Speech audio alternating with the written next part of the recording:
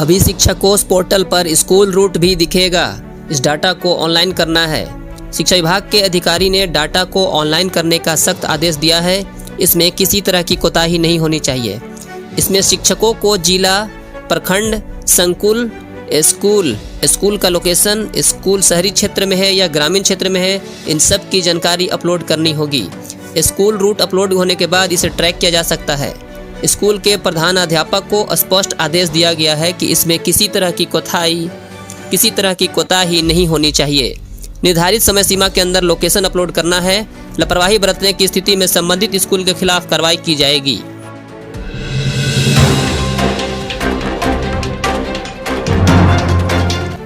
राज्य के सरकारी विद्यालयों में कार्यरत शिक्षकों के स्थानांतरण एवं पदस्थापन की नीति शीघ्र लागू होगी। शिक्षा विभाग ने प्रस्तावित नीति के ड्राफ्ट को सहमति दे दी है। हफ्ते भर में शिक्षकों के स्थानांतरण और पदस्थापन की नीति सरकार के स्तर से लागू की जाएगी। इस संबंध में शिक्षा विभाग के अपर मुख्य सचिव डॉक्टर एस सिद्धार्थ ने ड्राफ्ट कमेटी की बैठक में आवश्यक दिशा निर्देश भी दिया है। शिक्षा विभाग के एक उच्च पदस्थ अधिकारी ने बताया कि शिक्षकों के स्थानांतरण और पदस्थापन की प्रस्तावित नीति तैयार है। इसमें शामिल सभी बिंदुओं पर सहमति भी बन चुकी है।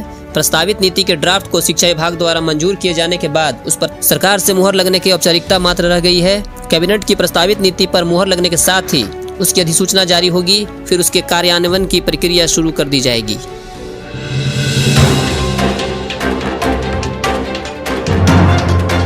राज्य में उच्च माध्यमिक विद्यालयों में 6,421 विद्यालय सहायकों की नियुक्ति होगी और इन्हें 16,500 रुपये मासिक नियत वेतन भी मिलेगा।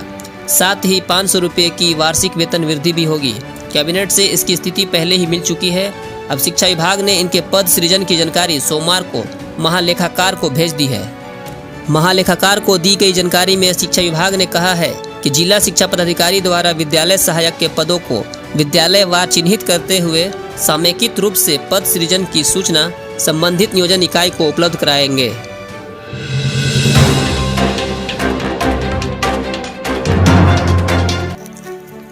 बिहार लोक सेवा आयोग ने सोमवार को 70वीं संयुक्त सिविल सेवा परीक्षा की अधियाचना जारी कर दी। अधियाचना के अनुसार 1957 पदों पर नियुक्ति के लिए आवेदन लिया जाएगा। आवेदन की प्रक्रिया 28 सितंबर से शुरू होगी। वहीं आवेदन की अंतिम तिथि 18 अक्टूबर तक रखी गई है। आयोग के इतिहास में सिविल सेवा में सबसे अधिक रिक्तियों वाली यह परीक्षा होगी। प्रारंभिक परीक्षा नवंबर के मध्य में संभावित है। आयोग ने परीक्षा पैटर्न से लेकर तमाम तरह की जानकारी वेबसाइट पर उपलब्ध करा दी है।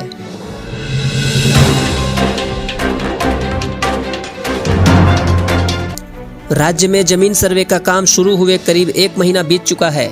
लोगों की समस्याओं को देखते हुए जमीन के दस्तावेज को ऑनलाइन अपलोड करने की समय सीमा बढ़ाकर 3 महीना कर दी गई है। ऐसे में अब ऑनलाइन जमा किए गए जमीन से जुड़े दस्तावेजों की जांच का काम अगले वर्ष जनवरी से शुरू होने की संभावना है। नवंबर अंत या दिसंबर तक सभी रैयतों को अपने अपने जमीन से संबंधित दस्तावेजों को ऑनलाइन अपलोड करने की मोहलत मिली है। सभी दस्तावेजों को अपलोड होने के बाद ही इनके जांच की प्रक्रिया शुरू होगी।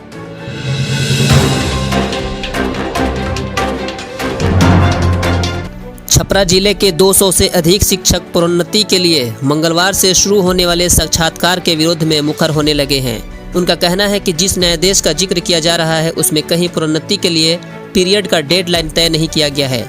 आरा समेत कई जिलों में सामान्य तौर पर अर्हताधारी शिक्षकों को प्रोन्नति दी जा रही है।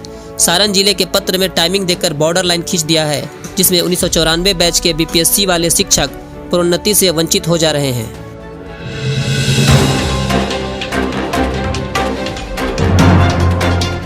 विशेष भूमि सर्वेक्षण में अपनी जमीन का रिकॉर्ड ठीक करने के लिए रैयत कागजात खोज रहे हैं, लेकिन इस मामले में सरकार का हाल कुछ अधिक बुरा है। सरकार के पास कागजात तो हैं, लेकिन जमीन नहीं मिल रही है। राजस्व एवं भूमि सुधार मंत्री डॉक्टर दिलीप कुमार जायसवाल के अनुसार अब तक की खोजबीन से पता चल रहा है कि राज्य सरकार की करीब 52,000 एकड़ जमीन पर अवैध कब्जा है। वैसे मंत्री का दावा आंशिक अतिक्रमण की ओर इशारा करता है। सच यह है कि अभी सरकार अपनी जमीन का भी हिसाब ठीक नहीं कर पा रही है।